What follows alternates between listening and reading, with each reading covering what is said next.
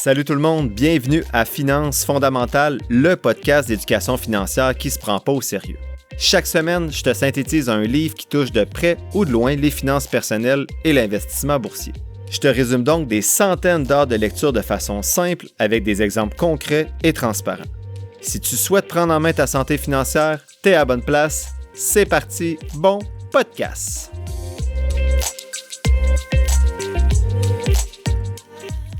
Salut tout le monde, bienvenue à ce 115e épisode de Finances fondamentales. Je suis content ce matin de vous faire la synthèse du livre de Charles K. Langford, écrit en 2006, qui s'intitule « Le chasseur de tendances boursières ». L'auteur commence son livre en disant qu'il n'y a pas de méthode parfaite pour anticiper le prix d'une action. Il dit que c'est aussi impossible que de déterminer la forme d'un nuage. Pourquoi la forme d'un nuage? Je ne le sais pas, mais c'est ce qu'il dit dans le livre. D'abord, il dit parce que les variables qui influencent le prix vont changer continuellement, tout comme leur importance relative dans nos analyses, mais aussi parce que les prévisions des analystes vont influencer la réalité. Donc, si tout le monde pense qu'un titre va monter de 10%, il y a plus de chances qu'il monte. L'auteur dit donc que l'analyse fondamentale n'est pas fiable dans la vie d'un investisseur et qu'il faut renoncer à tenter de prévoir pour plutôt juste suivre les tendances. Ce livre-là m'a été suggéré et allait, vous le comprenez, là, à contresens de mes stratégies, donc ma stratégie de FNB, mais sinon, quand je sélectionne mes titres, moi, j'utilise l'analyse fondamentale, donc ça allait en contresens de mon opinion. J'ai donc décidé d'y jeter un coup d'œil pour ouvrir mes horizons. Le but de l'auteur, c'est de nous montrer comment faire le maximum de profit avec un minimum d'effort. Comment? En dépistant une tendance quand elle va naître, quand elle va évoluer et quand elle va mourir à la fin de sa tendance. Donc, avec la méthode qu'il appelle la méthode Langford. Je vous présente donc de façon très concise les principaux indicateurs à utiliser pour suivre des tendances boursières et on termine à la fin avec sa méthode à lui. Donc, le premier élément de synthèse et le premier indicateur que je veux vous présenter, c'est le momentum. Donc, le momentum représente la différence entre le prix lors de la fermeture, donc on va dire en fin de journée, et celui de la journée précédente. La fréquence qu'on va utiliser habituellement, c'est à peu près 20 jours, donc environ un mois, pour voir la différence entre le prix actuel et le prix il y a un mois.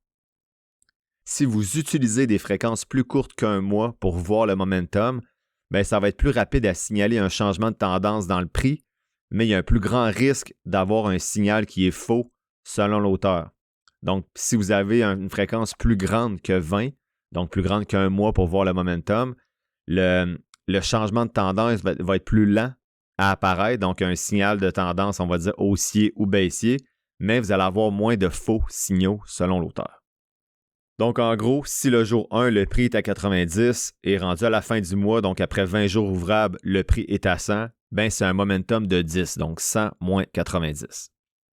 Si le jour 2, il était à 95 et le jour 21, donc après 21 jours ouvrables, il est encore à 100, le momentum sera alors de 5, donc 100 moins 95 et ainsi de suite. Donc, une fois que le premier mois est fait, on va toujours se fier sur les 20 derniers jours ouvrables pour faire le momentum. Il y a deux façons d'utiliser cet indicateur-là, le momentum, soit contraire et continuité.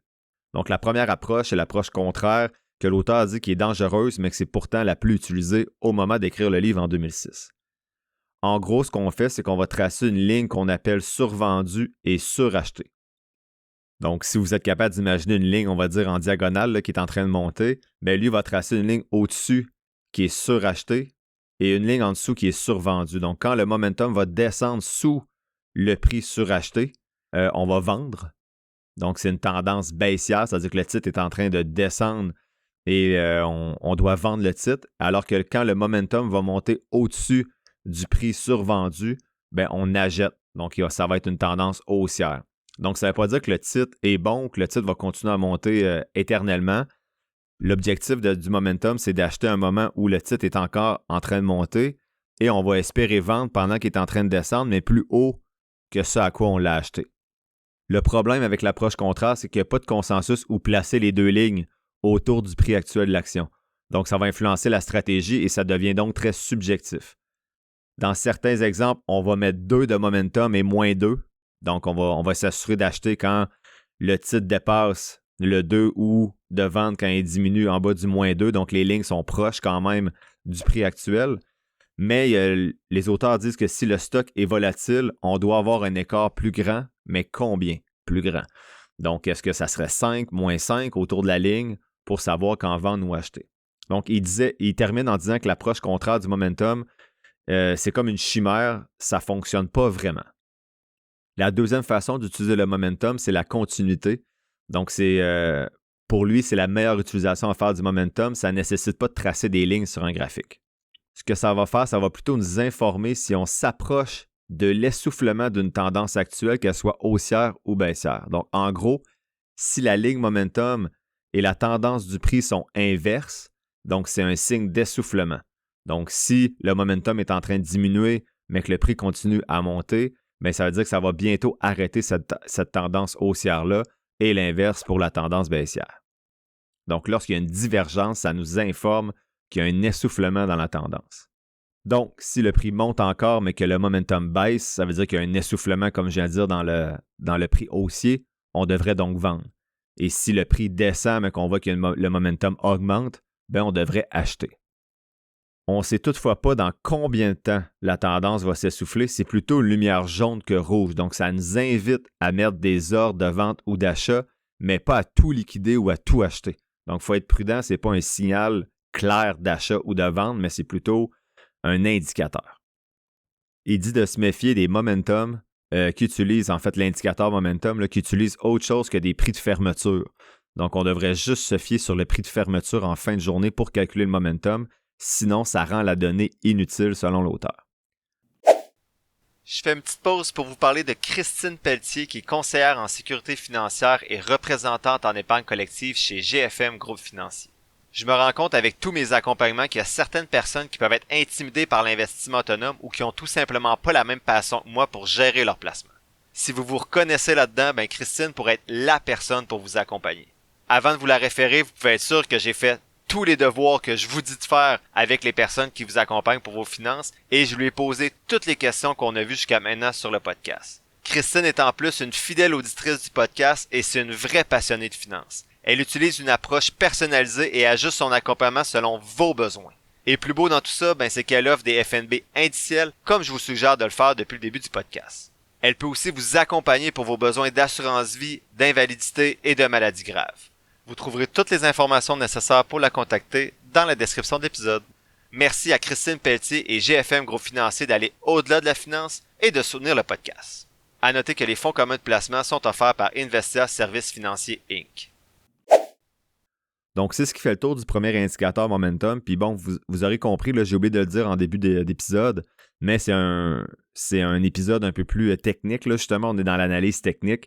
Donc, c'est peut-être pas tout le monde que ça intéresse, mais je trouve ça pertinent d'ouvrir nos horizons un petit peu puis voir à quoi ça peut ressembler ce genre d'indicateur-là, même si pour l'instant, ce n'est pas des choses que j'utilise.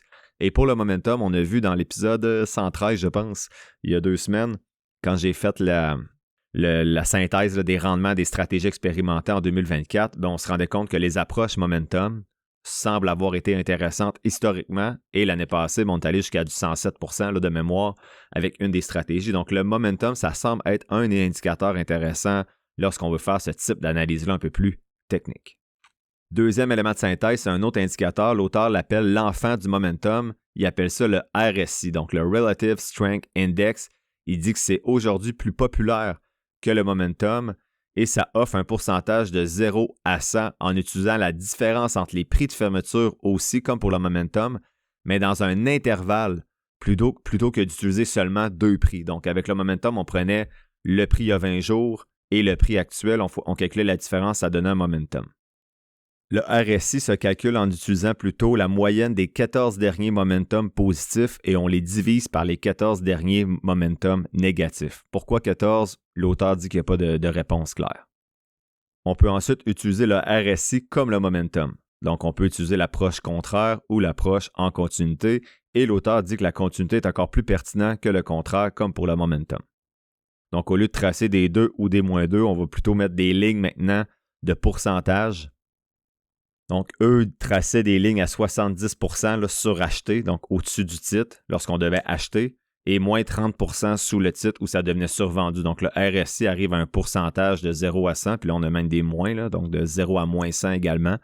et ça va vous donner des lignes là, où savoir quand acheter ou des tendances divergentes avec le prix actuel de l'action qui monte ou qui descend qui vont vous indiquer si vous êtes à 70% suracheté au-dessus, c'est peut-être et que votre prix continue à descendre, c'est peut-être que la tendance va s'essouffler bientôt. Il dit que le momentum et le RSI font pas mal la même chose, mais que le RSI est plus facile à trouver dans les différents logiciels les plus utilisés pour faire de l'analyse technique.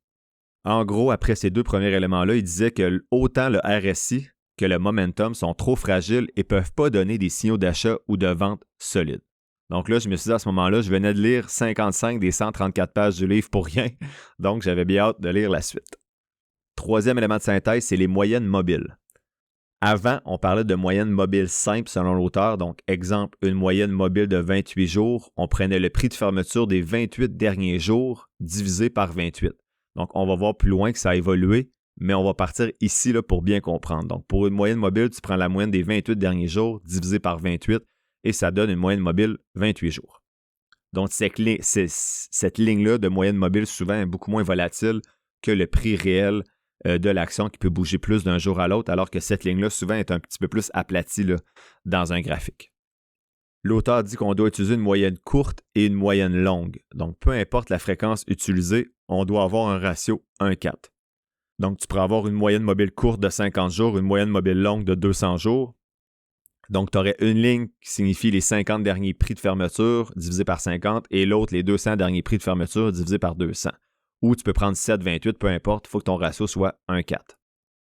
L'objectif, donc, vous comprendrez que la moyenne mobile 200 jours, donc la moyenne mobile long terme, va souvent être plus horizontale et va avoir moins de fluctuations, alors que la moyenne mobile court terme, donc 50 jours dans ce cas-là, va fluctuer autour de la moyenne mobile 200 jours. En gros, ce qu'il faut faire, c'est quand la moyenne mobile court terme croise la ligne plus aplatie, là, horizontale de moyenne mobile long terme, c'est un signal de changement de tendance. Donc, vous devez vendre ou acheter.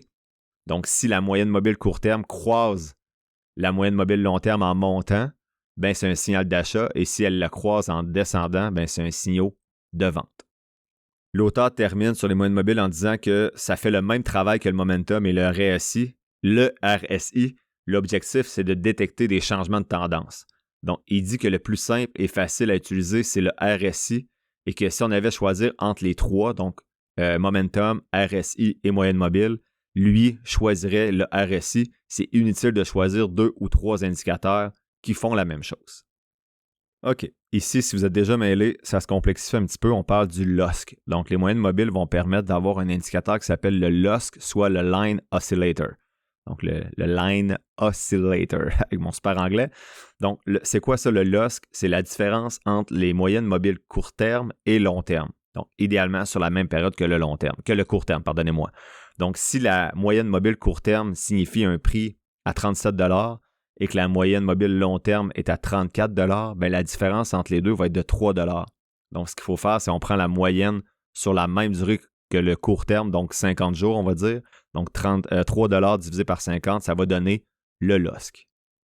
Ce que ça permet, le LOSC, ça va être une ligne aussi sur le graphique qui va permettre de mieux détecter les sommets ou les creux parce que les autres signaux qu'on a vus jusqu'à maintenant, les indicateurs de tendance, soit momentum, RSI et moyenne mobile, sont souvent en retard un petit peu, ce qui peut faire manquer une partie des profits ou augmenter les pertes parce que vous allez vendre un petit peu trop tard et on ne profite pas alors entièrement là, des différentes tendances.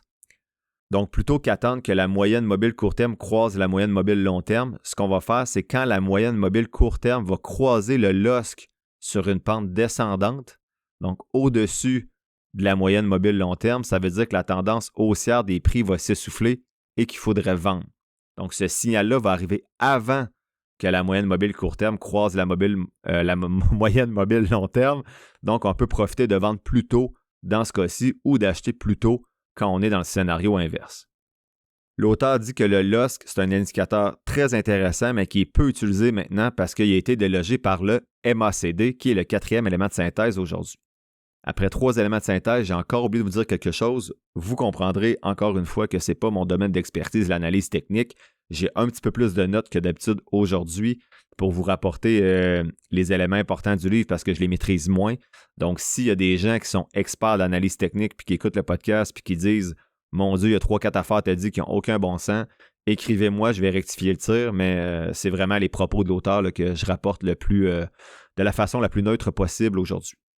Donc, quatrième élément de synthèse, c'est le MACD. L'auteur dit que c'est la même chose que le LOSC, donc lui qu'on vient de voir, là, le Line Oscillator, mais au lieu d'utiliser la moyenne mobile simple, on utilise des moyennes mobiles exponentielles. Donc, les prix récents vont valoir de plus en plus dans le calcul que les anciens prix.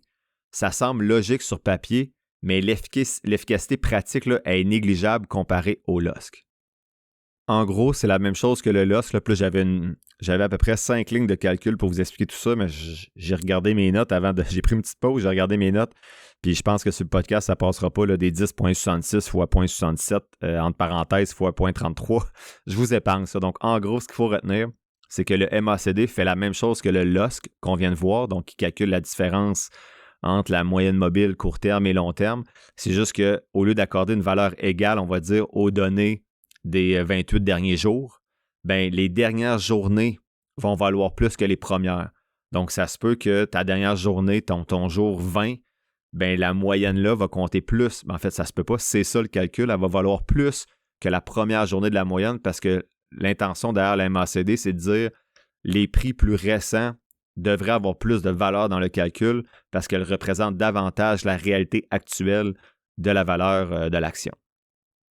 Donc, l'auteur termine en disant que le LOSC et le MACD sont de bons indicateurs à utiliser, mais je saignais un petit peu du nez rendu là. Donc, si vous n'avez pas les graphiques, c'est difficile. Je vous invite à regarder la page 118 du livre qui, moi, m'a beaucoup aidé à tout comprendre ça, mais malheureusement, je ne peux pas vous montrer ça sur une vidéo. Dans tous les cas, l'auteur dit qu'il faut être discipliné, il faut acheter et vendre aux signaux de MACD ou de LOSC, même si parfois les signaux peuvent être mauvais, ou ils peuvent être très rapprochés. Donc, ça se peut que le matin, tu achètes à cause que ça monte, puis il faut que tu vendes 2 heures après parce que ça descend ou quelques jours après. Donc, on s'entend, là, c'est une stratégie qui est active. Ce n'est pas passif. Tu investis dans ton FNB le dernier vendredi du mois pendant 2 minutes, puis après ça, tu ne le regardes pas avant la fin du prochain mois. C'est une stratégie qui demande un petit peu plus de temps. Comme professeur à l'université, je me suis souvent dit que je devais être au fait de l'actualité pour avoir l'air cultivé, mais j'ai jamais eu la rigueur de lire les nouvelles par manque d'intérêt. Je vais vous avouer, j'étais donc bien content il y a presque 2 ans de découvrir InfoBref. InfoBref, c'est une infolette qui regroupe de façon simple et claire l'essentiel des nouvelles importantes, y compris l'actualité économique et financière, et tout ça en 5 minutes. Je vous invite à faire comme moi en vous inscrivant à l'infolette en cliquant sur le lien dans la description de l'épisode. C'est gratuit. Donc, avec tout ça, l'auteur terminait le livre avec le 5e élément de synthèse que je vous présente, qui est la méthode Langford. Donc, avec tout ce qu'il nous avait présenté, il nous disait voici comment lui, mais en fait comment moi, là, lui disait moi, je fais l'analyse des titres en bourse. Donc, lui, c'est simple. Ce qu'il utilise, c'est 3 outils qui sont disponibles en ligne dans tous les sites gratuits la plupart du temps, soit le RSI, qu'on a vu au début, le MACD avec une période de 7,28, donc une moyenne court terme à 7 et une moyenne long terme à 28, et la moyenne exponentielle, donc la moyenne mobile exponentielle où les derniers jours valent plus que les premiers avec un ratio 7,28 encore une fois, donc 7 pour le court terme et 28 pour le long terme. Donc, première étape, c'est utiliser le RSI avec une fréquence de 14 périodes, donc les 14 derniers positifs et 14 derniers négatifs, ça va donner un pourcentage sur 100. On doit donc attendre un signal de divergence entre le prix et le RSI. Une fois qu'on détecte une divergence entre le prix actuel, donc on va dire le prix monte, mais le RSI est en train de diminuer, on peut passer à l'étape 2. Donc, c'est comme le premier indicateur qu'on doit avoir. Une fois qu'on passe à l'étape 2, on utilise le MACD avec la moyenne mobile exponentielle avec une période 7,28. Donc, le signal, on se rappelle, c'est quand la moyenne mobile court terme va croiser le MACD au-dessus de la moyenne mobile long terme dans une pente descendante ou ascendante quand on est en dessous de cette ligne-là. Donc, bref, quand la moyenne mobile court terme croise le MACD au-dessus ou en dessous de la moyenne mobile long terme en montant ou en descendant, bien, c'est là, ça va être un signal d'achat. Donc, vous pouvez déjà décider d'acheter ou de vendre à ce moment-là pour profiter d'un creux. La troisième étape, si on va être plus précis, c'est un signal d'achat officiel et conservateur. C'est quand la moyenne mobile exponentielle court terme, 7 jours, va croiser la moyenne mobile exponentielle long terme de 28 jours. Donc, c'est vraiment, en fait, en gros, là, si vous le faites avec le MACD à l'étape 2, ça se peut que vous soyez un petit peu plus actif. que vous ayez plus d'achats, de vente et de signaux de vente et d'achat. Donc, alors que si vous attendez à la troisième étape, ça risque d'être des signaux plus conservateurs. Donc, vous allez avoir moins de signaux, mais ça se peut que vous rentriez, que vous achetiez un petit peu trop tard ou que vous vendiez un petit peu trop tard également. Donc, que vous ayez moins de gains potentiels à la fin. Donc, la méthode Langford, là, c'est une méthode à 3 étapes. Elle assure, selon l'auteur, de capturer les principales tendances avec un minimum d'implication personnelle et de recherche et un maximum de sécurité. Selon l'auteur, ce ne sont pas mes propos. La page 34 propose des alternatives, mais ça revient à jumeler finalement les 2 étapes seulement, les 1 et 2, et en utiliser une seule ou à ajouter des ventes à découvert. Bref, je vous invite à lire le livre si ça vous intéresse, mais c'est un peu lourd pour le podcast. En conclusion, l'auteur parle de méthode simple, mais j'ai saigné du livre 13 fois en le lisant avec les graphiques en plus, donc désolé mes chères personnes auditrices si ce n'était pas un épisode facile à digérer. En gros, quand je lis ce genre de stratégie-là, ça fait tout sérieux, puis j'ai vraiment le sentiment qu'en travaillant, je pourrais battre le marché. Le plus dur en investissement, c'est de sentir qu'on ne fait rien, on a le goût de bouger, puis ce genre d'approche-là, un peu d'analyse technique, de trading, ça donne le sentiment qu'on travaille fort et assurément, on lit ça de meilleur rendement parce qu'on travaille. Je ne l'ai pas testé, donc je parle à travers mon chapeau, mais il n'y a aucune étude là, qui appuie la pertinence de ce genre de stratégie-là, surtout pour le commun des mortels comme nous qui vont regarder des petits graphiques en dînant puis stresser en manquant des signaux pendant la job, alors qu'on se bat contre des monstres avec des algorithmes qui peuvent suivre ces mêmes indicateurs-là à la milliseconde. En plus de ça, ce que je déplore du livre, c'est qu'on néglige de préciser avec quel type de compagnie ça peut fonctionner mieux. Est-ce qu'il faut faire ça avec des compagnies plus solides, moins volatiles, des compagnies en croissance, des petites compagnies super volatiles? Ça prend-tu des compagnies avec un gros volume de transactions ou non? Bref, ça ne m'a pas convaincu, même si au premier abord, ça semble alléchant quand tu lis des stratégies comme ça qui semblent presque infaillibles. Pour avoir lu ce livre-là sur les plages de la République dominicaine, il va avoir bientôt presque 1 an, et avoir vu un chum stressé toute la journée en checkant les signaux sur son cell alors que j'ai rien regardé pendant toute la semaine en République, ça me réconforte avec ma stratégie d'investissement à long terme qui est plutôt passive, même si je fais pas mal la moyenne du marché. C'est un livre que je recommande donc pas pour la méthode en soi, mais je trouve que les concepts clés liés à l'analyse quantitative sont bien expliqués quand même dans le livre et je suis maintenant un peu plus en mesure de comprendre ce langage-là. Je ne regrette donc pas de l'avoir lu nécessairement. En effet, pour moi, avant, le moyenne mobile, tout ça, ça me disait pas grand-chose. Donc, au moins, là, je suis capable un petit peu plus de discuter avec quelqu'un qui m'apporte dans ce volet-là. Le key point, qu'est-ce que je retiens, c'est que la méthode de Langford en 3 étapes en utilisant le RSI, le MACD 728 et les moyennes mobiles exponentielles 728, ça peut nous permettre de générer des profits simplement, mais juste en disant ça, ça me semble pas si simple que ça. La semaine prochaine, je discute de 2 sujets, dans quoi investir selon différents horizons de temps et les autres options après le REER et le CELI. Ce jeudi, il n'y a pas d'action parce que c'est l'épisode des abonnés. Je réponds à 4 questions, celle de Marc, est-ce que les FNB sont risqués? Celle de Dave, est-ce que je devrais investir dans le REE, FTQ et c'est quoi les frais de gestion? Maxime, comment faire des virements automatiques? Et Claude, qu'est-ce que je fais avec le REE si mes enfants ne vont pas aux études supérieures? L'épisode tire à sa fin, j'espère que tu l'as apprécié et merci d'avoir passé un peu de temps avec moi aujourd'hui. Si tu apprécies le podcast, il y a 3 choses gratis que tu peux faire pour m'aider. 1. Partager le podcast sur tes réseaux sociaux. 2. T'abonner, suivre ou donner quelques étoiles au podcast selon la plateforme sur laquelle tu m'écoutes. Et 3. Me suivre sur la page Facebook du podcast. Si tu veux me soutenir davantage, tu peux t'abonner pour $3,99 par mois au podcast et ainsi avoir accès à un épisode spécial supplémentaire chaque mois, en plus d'avoir accès à mon outil d'analyse. Toutes les informations pour me soutenir sont quelque part dans la description de l'épisode. Sinon, oublie pas que je ne suis pas un expert, prends jamais ce que je dis pour du cash, fais toujours tes propres recherches. Sur ce, merci encore pour ton écoute et on se voit dans le prochain épisode de Finances fondamentales.